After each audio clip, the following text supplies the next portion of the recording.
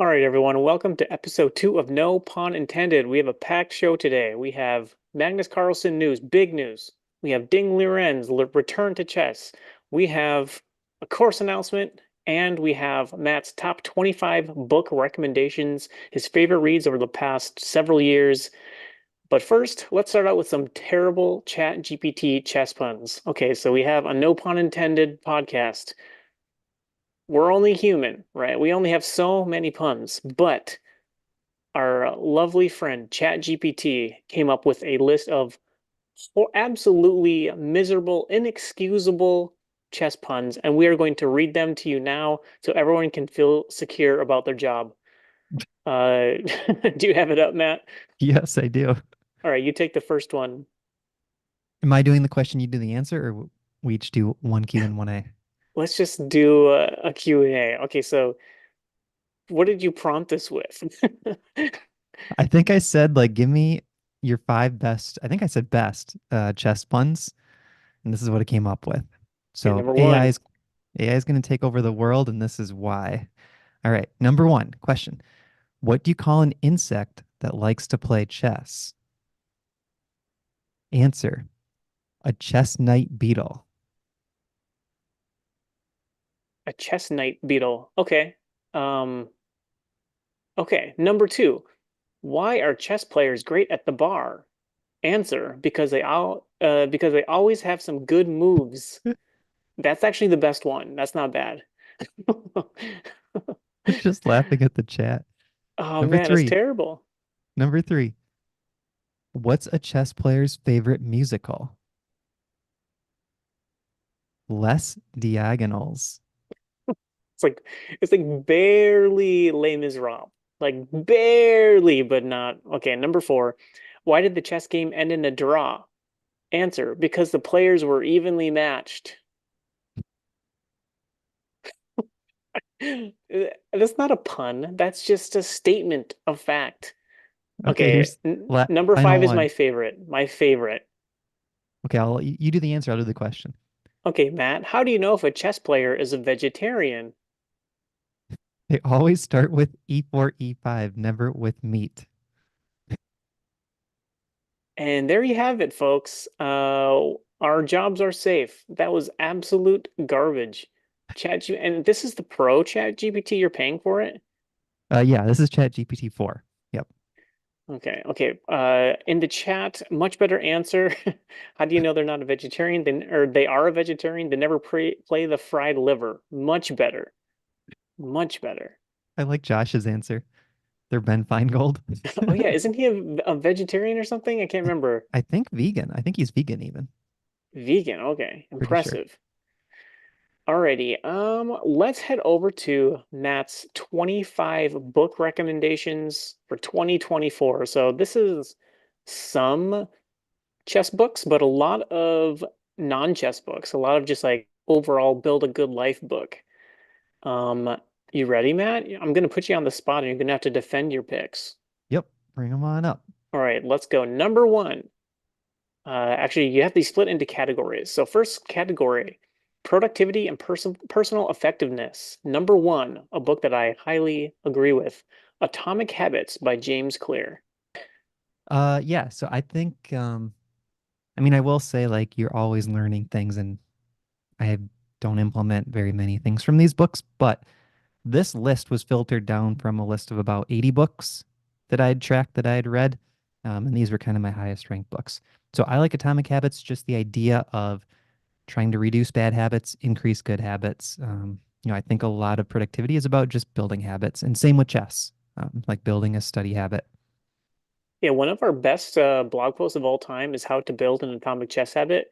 And that's taken basically straight from James Clear's formula. A Q, I forget the actual formula right now, but you like have to cue yourself, you have to like do it, you reward yourself, something like that, and just kind of get in this habit loop. And that is actually an email we send if you sign up for our emails. So if you go to chessgoals.com, you can get our, emails, and that is one that is a big hit. A lot of people like that one. Number two book, Productivity and Personal Habits, a book that I have read several times, Deep Work by Cal Newport.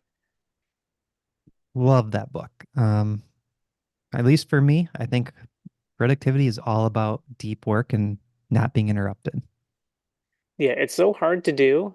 But with chess, I think it maps really well because you can sit down with a chessboard, eliminate all your distractions, and really just spend like a couple hours really studying without any, I don't know, without any distractions. I think it really boils down to that. I read that book every time I start a new job or like anytime I need a little reset. Number three, same author, Digital Minimalism. Kind of goes along with the same idea. I think our phones especially are the most distracting things in our lives. I mean, think back to like pre cell phone era or before phones were smartphones, and it's just like life was pretty simple. Like a distraction would be someone calling you on the regular phone or like your TV, right? But now we got notifications, and it's pretty insane. Like some people's phones are just constantly binging and buzzing and flashing, and I don't know how you get anything done then. Yeah. Books four and five by the same author. Book number one is Effortless. Book number two is Essentialism by Greg McCown. McCown? I'm not sure how to pronounce it. Yeah, those books I like a lot, but I'd say they're probably like the least impactful on the list, but essentially do what matters and make it easy. That's how I'd summarize both of those.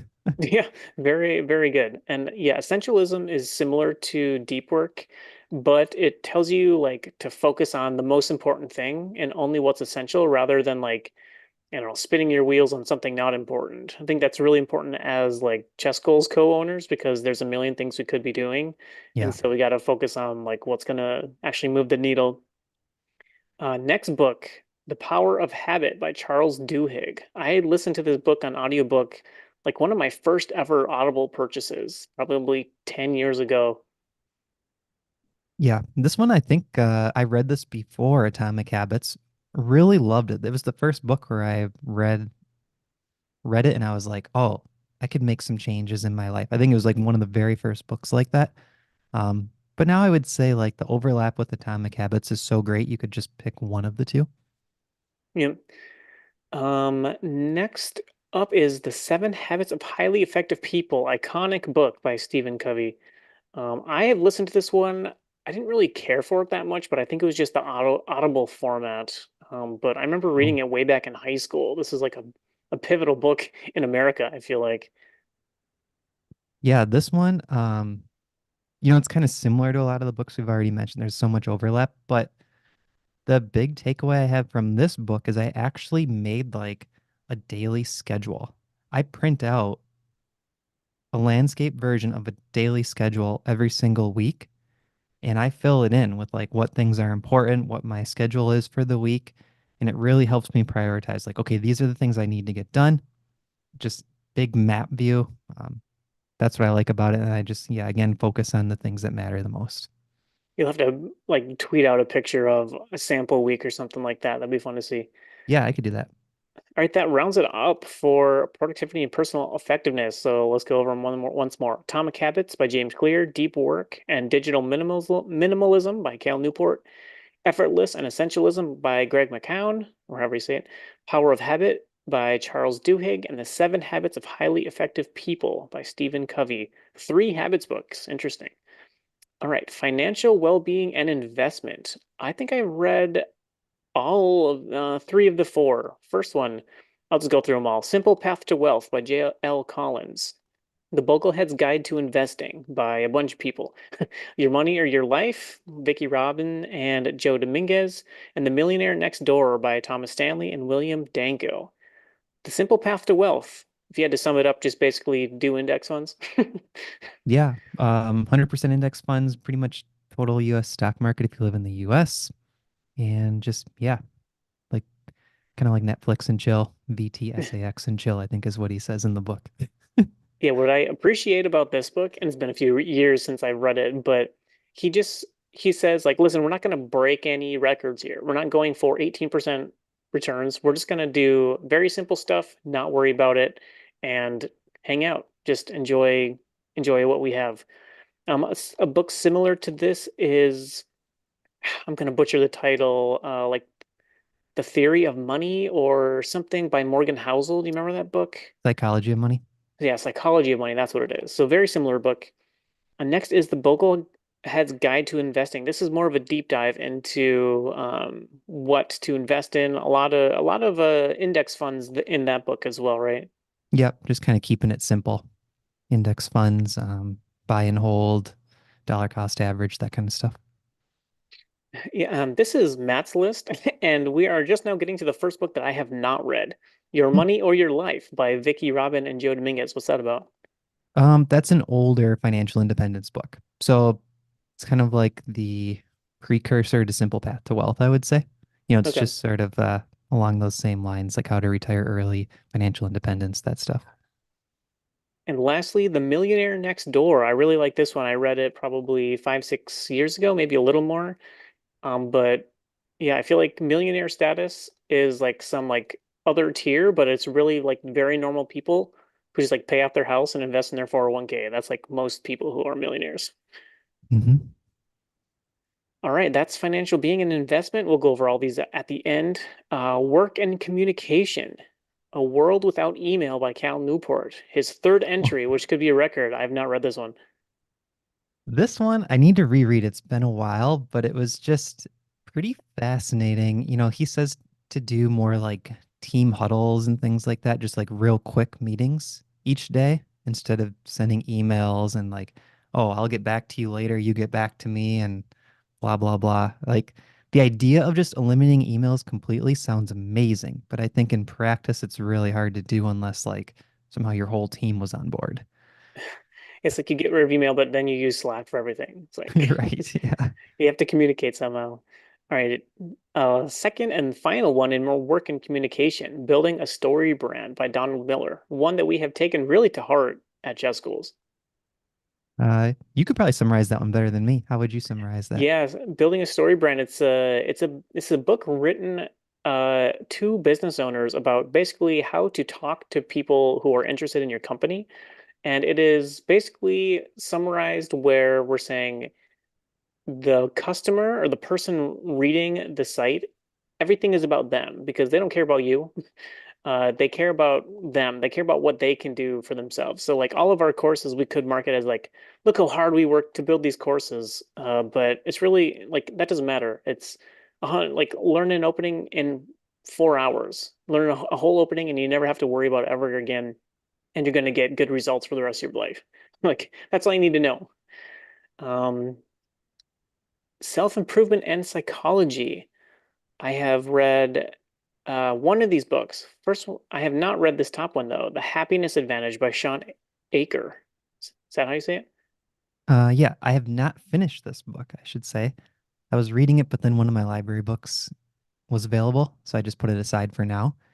But what I like about that book is essentially it says like your brain is super powerful. So if you think positive, you can actually like give yourself better chances, I think, to achieve positive outcomes. And this is something that I've always kind of believed in, but the book sort of like goes deeper into it. So I haven't finished the book. I'm only probably like a quarter of the way through, but so far I really like it. All right, and How to Win Friends and Influence People by Dale Carnegie.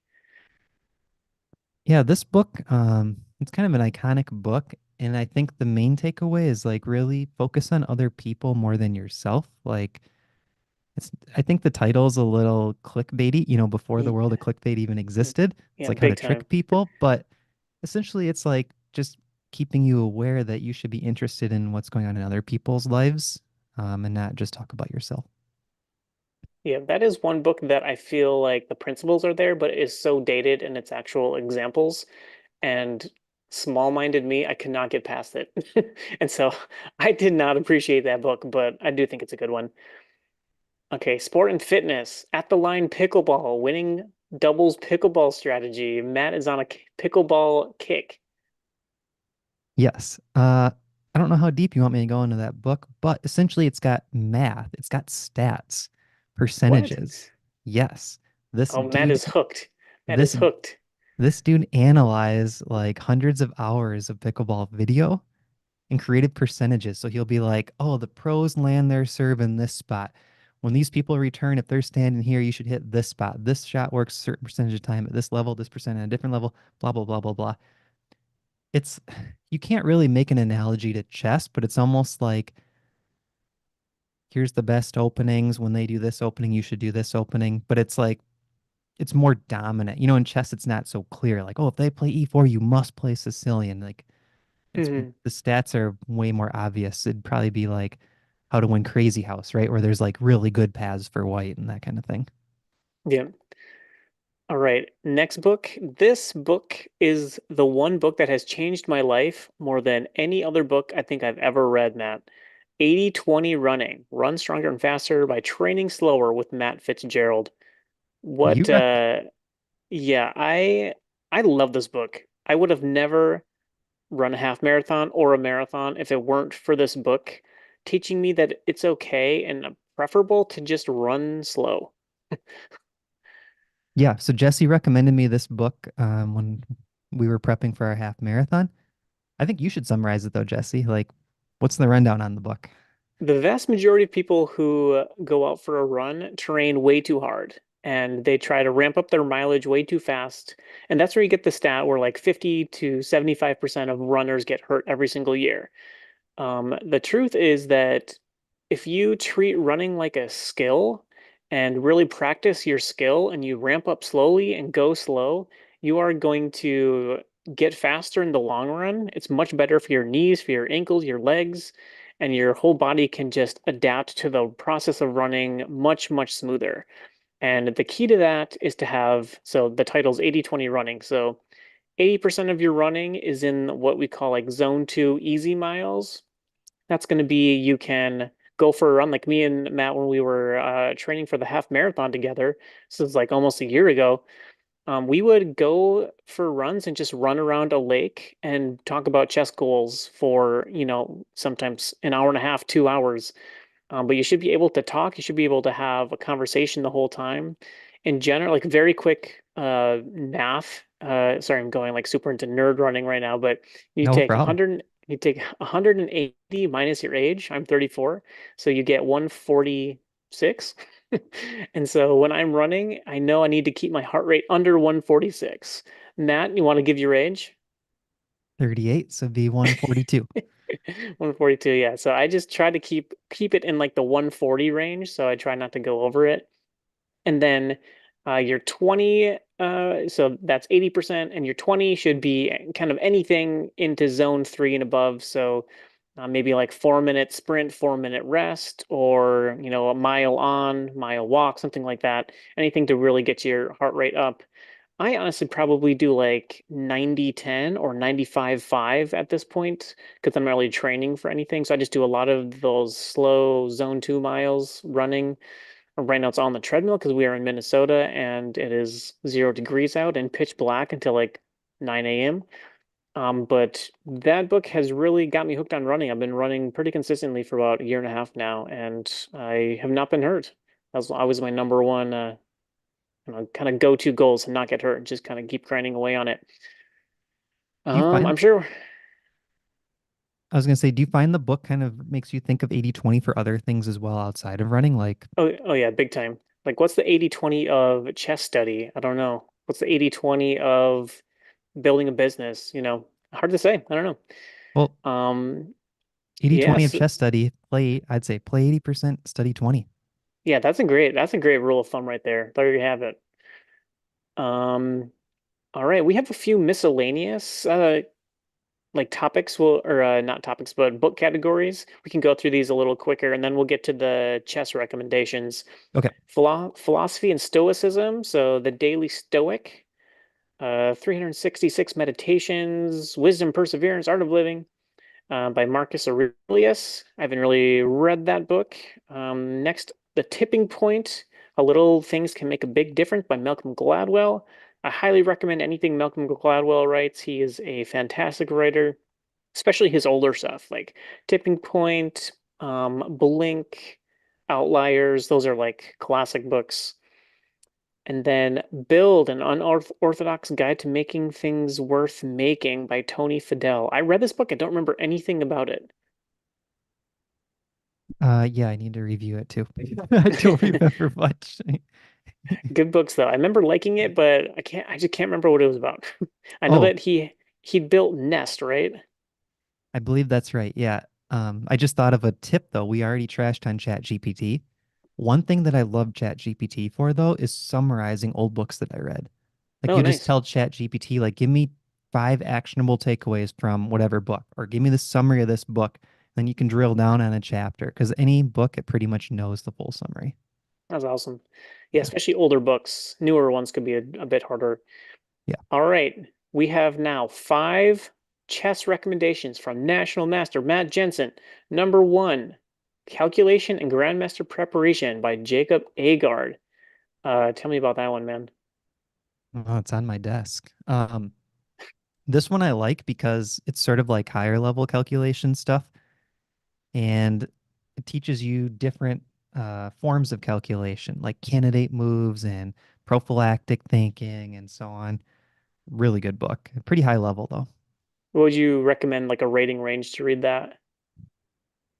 I would say like an ambitious 1600 or higher, but realistically, you could even say like 2000 and higher.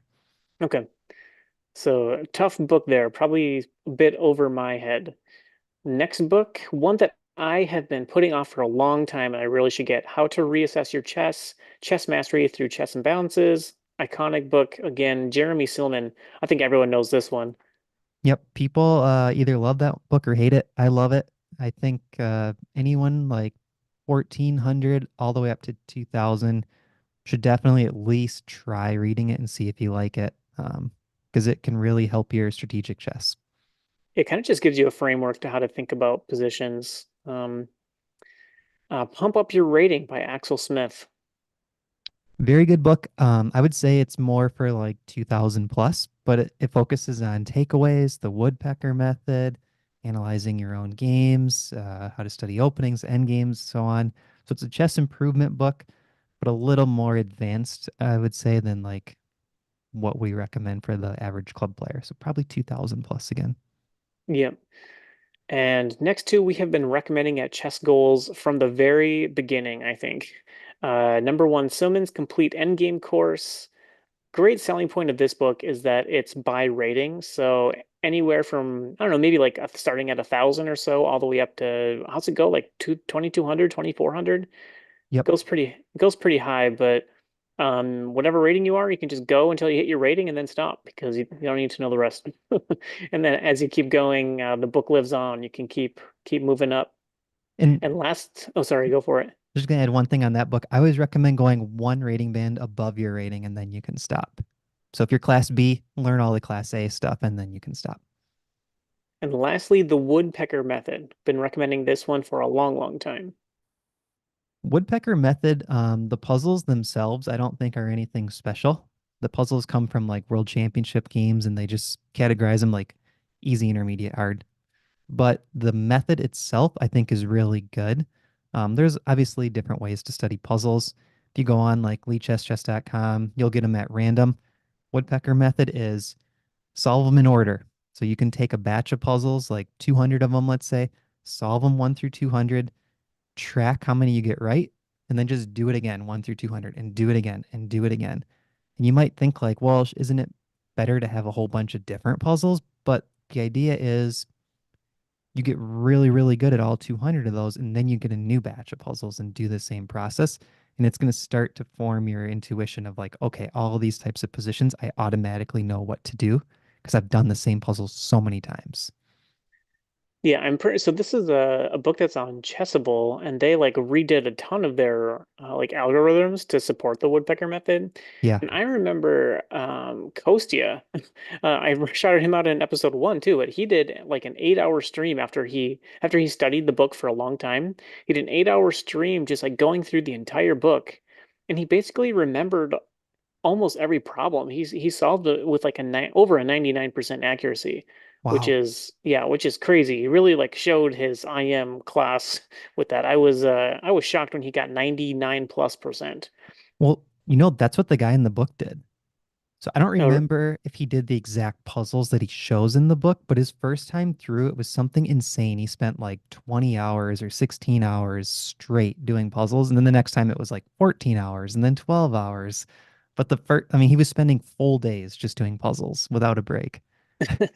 crazy. Yeah, Um, all right, those are Matt's book recommendations. That was all 25. Thank you for sharing. Matt initially shared that in our Discord, which you can be a part of with any Chess Schools purchase. Um, yeah, so let's go to Magnus News. How about that? let's do Magnus it. Carlsen has officially withdrawn from the candidates. He is not playing.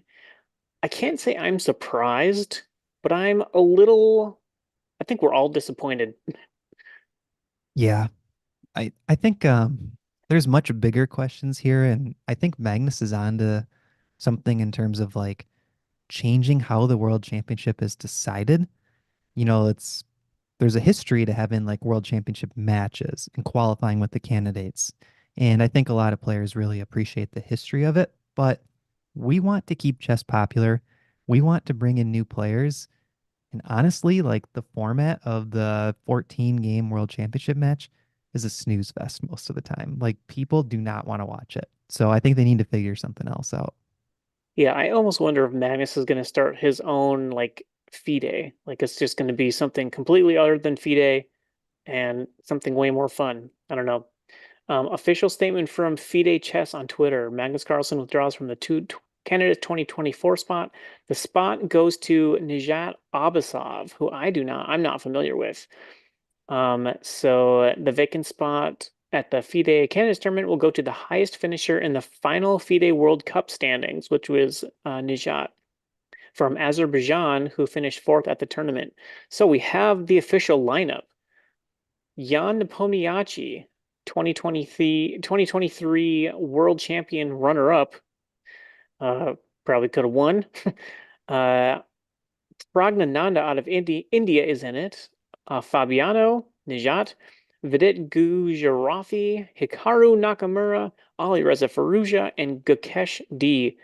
This is a quite loaded crowd. I am very excited for these guys. Who do you think has I don't know, who are you pulling for? Who do you think has the edge here? Yeah, so I think Fabiano and Hikaru have been on a tear. One thing that I like to look at in terms of like who's the strongest player in the world is recent performances. So if you look at like the rating list, that's essentially the same thing, but it's a little bit of a lagging indicator over just like how they did in the last year. Because if you're already started high, you'll just drop a little if you do bad and vice versa, whatever. Hikaru and Fabiano have both performed at the 2800 level for 2023 for the whole year in classical chess. That's higher than Magnus and it's higher than any other players. They essentially tied for first for the year. So I think it's very exciting to see those two in the field. I think Pragananda is going to be like, I mean, he's already a big deal, but I think he's going to be like the next junior that really makes his mark, where it's like, okay, this guy is super good and he's going to be challenging for the world title. So he's kind of like my wild card pick, I would say. Like, I would not be surprised if Pragananda snuck in and won. And then Nepomniachtchi, obviously, like he's been super strong. I would say for a long time now, he has been number two in the world after Magnus. Like he's consistently right up there. Um, so I would put him around third, probably favorite, with Pragananda being my wild card, and the two Americans, one and two. Interesting. Okay, I'll give my rankings. I think most likely to win is Fabi. He's been 2800 for a long time. I think it's just a matter of time before he gets another shot. He's just seems to have a slight edge over everybody. Number two, I'm gonna go Jan. He has a lot of candidate experience. He's won the last two. So number one, Fabi. Number two, Jan. Number three, I'm gonna go Naka, but I don't love it. I kind of just get the feeling like he's a bit overperformed the last, year. I mean, his results speak for themselves, but I feel like a little regression is due there. And I kind of put everyone else last. Like I don't really see Prague, Najat, Vidit, Ali Reza, Gukesh. I just don't really see them winning. I don't know. I can't quite, I don't know. I can't imagine a scenario where one of them wins. I think Prague is maybe a circuit or two too early. Same with Gukesh. And Ferrugia, I'm not sure really even wants to be there.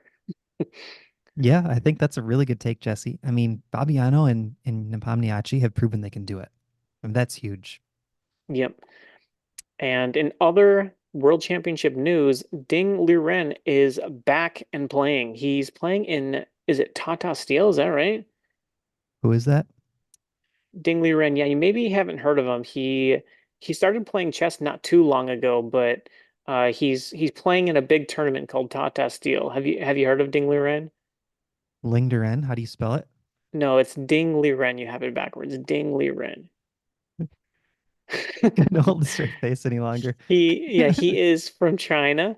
Yeah, he has been very, very quiet since winning the World Chess Championship. If I remember right, he played some tournament right after and like kind of didn't do anything, but he has not played since.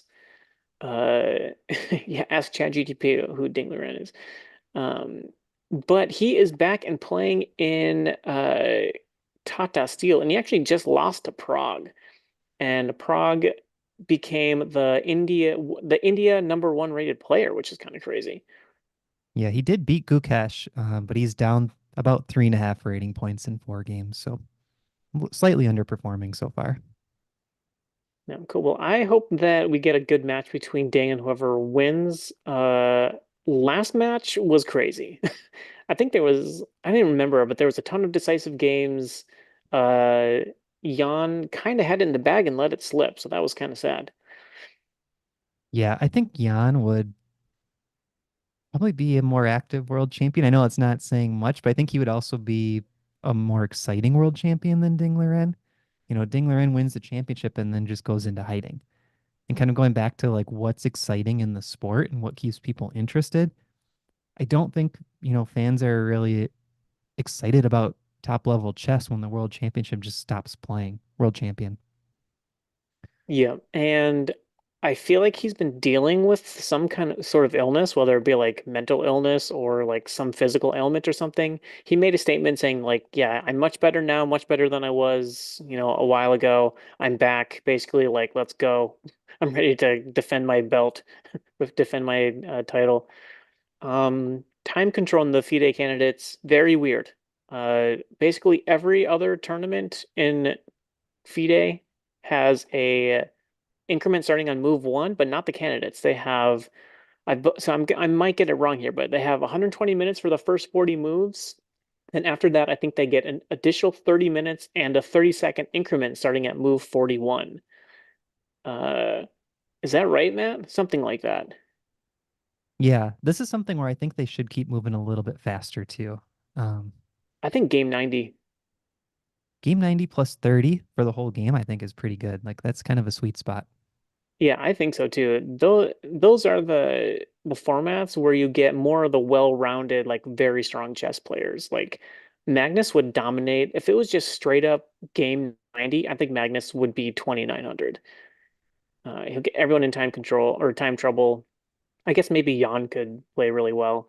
But yeah, I think shorter with it still being very much classical. Like you gotta be able to make a 25-minute think at some point. Um, And I Time do think they're control. they're moving that direction slowly. They are getting faster, but they Mm, could even ramp it up, I think. Sorry, go ahead. yeah. I was going to say time control in the women's FIDE candidates is 90 with a 30-second, 90 plus 30 time control. So 90 minutes, 30-second increment throughout. I like that a lot. Apparently there was some drama behind that, but that's just what the women voted for. And so no drama there. That's just what they wanted. And so we were just talking about how much we we wish that was the time control. So that's great. I'm on board with it. And I think they trimmed off 30 minutes from what I could tell. I think they were getting a bonus. The women were getting a bonus on move 40 Okay. where they get an additional 30 minutes. So it was like 90 minutes to start the game, add 30 at move 40 with 30-second increment throughout. So I think they just essentially chopped off like an hour for games that were going past move 40. Okay. Yeah, that makes sense. All right, next up, a chess goals course announcement. But before we do that, please give this video a like and subscribe. It helps us out a ton. This is episode 2, and we would love to be actual podcasters, not pretend podcasters. Any support we love. If you watch on Spotify, you can give us a rating. We really like it. We appreciate you guys. And what do you want to say about the chess goals course? Drop it, Matt. James did an awesome job on the newest chess goals course. So he created the Nimzo Indian course, and now we have a part two, which is the Queen's Indian. And these two courses go together. Queen's Indian course is when players don't play knight c3 on move 3, when they play knight f3, but then we also have a chapter on the Catalan. Um, you can go on the Chess Goals website and you can see a free preview of the Nimzo Indian course. We have the whole chapter 1 on there. We will very shortly have the Queen's Indian course published. And if you're on our email list, you'll get an email about it. And we'll have a preview chapter of that as well. But I highly recommend it. So I kind of act as like the student in those courses, and James teaches the different strategies and things. And he's play tested all of these lines and thoroughly researched them. So I'm very excited for this course to launch. Yeah, me too. And especially given that James has twins. Very impressive that he was able to finish MVP. Yeah, thank you, James, for taking this one by the horns. We will have an official course release, I don't know, sometime maybe in the next week or so, something like that. Yep. And we'll stay tuned for a coupon. We will for sure throw that in as well. Um, if you are listening to the podcast episode, please know that we are live on YouTube, so you won't see the last like little blooper where Matt thought the stream froze, even though it didn't. But if you want to get the full, unadulterated, unabridged podcast, you can watch live, and then we touch it up and edit a little bit after, and you can get like the I don't even know the polished podcast after in your podcast feed. I have one small topic I could add. Okay, go for it. What are your thoughts on heels in chess? Like thinking of WWE or UFC. Do you like that type of character in the chess world? Do you think we need more of them? None of them? Good amount? I think we need way more of them. I think we need people who aren't afraid to just talk trash and do something silly just to do something silly. I'm thinking of Hans, I mean clear chess heel. But yes, I think anytime you kind of make some noise in the chess world, get people entertained, it's a good thing. Yeah, I agree. I think, did you see that clip from the Puzzle Championship where Hans beat Hikaru? Did you see that? No, I didn't see it. So Hans beat Hikaru in one of the qualifying rounds, and Hikaru like ended his stream right after that. Nice. And Hikaru ends his streams with saying like bye bye everyone and like does some kind of wave or something like that. Well, Hans is watching that stream of Hikaru like bye bye everyone, and he's like bye bye, but like mocking him. It's so funny. That is great. Yeah, that's the exact thing we need. Yeah, I like it in UFC. We mentioned earlier that we're like UFC fans, but I like when there's someone who's just kind of silly in the UFC and like I think of Colby Covington. Like Mhm. everyone kind of knows he's playing a character. He's just like turning his own personality up to like 14 from like a 4 or whatever. And uh it's just entertaining. Like and what's great is he can back it up too. Like it's obviously a very good fighter as well. Yeah, maybe we just have Hikaru and Hans fight each other in a cage. What do you think about that? Who would you pick? I need UFC to rules. know. UFC rules. I think I mean, didn't Naka get choked out already by Eric Hansen or something? I don't think he tapped. I think the video quit before he tapped. Yeah, maybe he reversed it or something. I think I don't know. Naka probably seems bigger. I'd take Naka over Hans.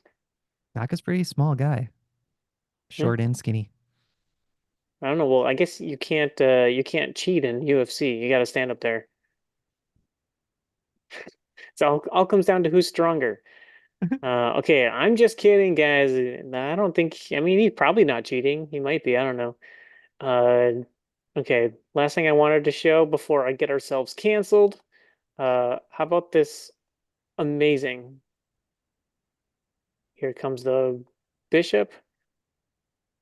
It's going to Road take the rook in the corner. roaded a trick shot. Yeah, wait for it. Wait for it. Boom, free rook. Hold up. Bam. Oh man, I love that so much. So the first time you showed me this, Jesse, I was like so wowed by it. But then you know what it reminded me of? Your But amazing card tricks, I right? have I have okay card tricks. No, they're pretty good. I mean, I watched you do it right in front of me trying to figure it out. I had no clue what you're doing. What makes your Uh, card tricks work so well? Deception.